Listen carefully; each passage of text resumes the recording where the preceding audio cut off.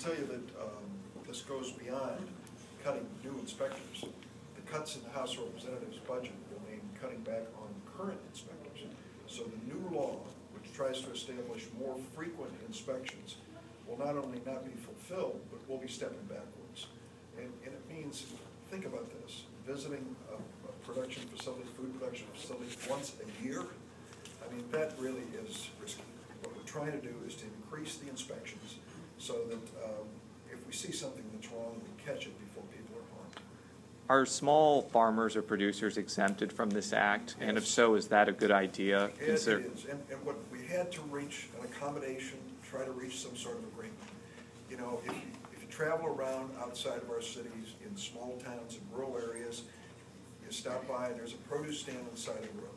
And they've got the apples that you can buy there, or peaches, whatever it happens to be. And they've got grandma's apple butter. And they've got 20 jars of grandma's apple butter. And the question is, were they going to be subject to federal inspection? And the honest answer is, we can't do it.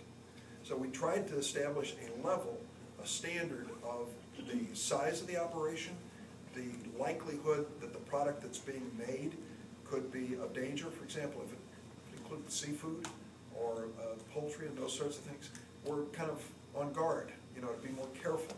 So we try to create reasonable exemptions so we can pass the law and not put a federal inspector at every apple stand across America.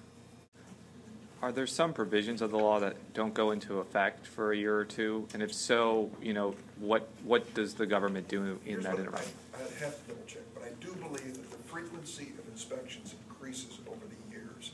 It all doesn't come at once, and that's budgetary. I'd like to do it all at once. We had to really phase it in. And now what I'm saying is that the first year under this, we're not phasing in an increase.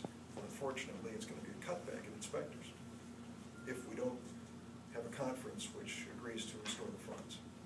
How would this have helped in this situation with the current E. coli, especially, I guess, with the tracing angle of it? The honest answer is we don't know, because I don't think we've really come to the source here.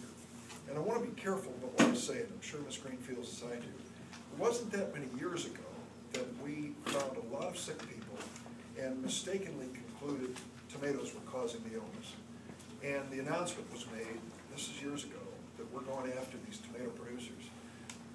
Their crops were devastated in terms of the economics. They just had to destroy them.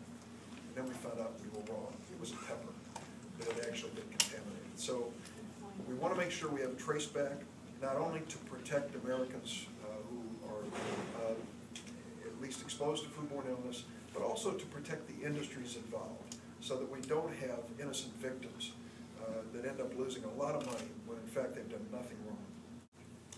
Is there any aspect of the new law that you don't feel went far enough and that more changes would need to be made? Oh yeah. Like what? I supported the House version. The House version had, I'll be just honest with you, a user fee in there. And the user fee was on food processors, and the money was going to be used to increase inspections dramatically more than this bill did. But we couldn't get it done. It just politically was unpopular, and we couldn't get it passed in that fashion. So I really think, it is in the best interest of a good, conscientious, wholesome food processor to have a good inspection system.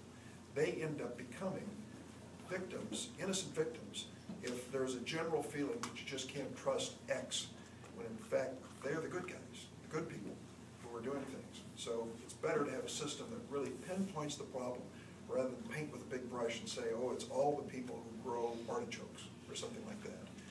We want to be much more specific.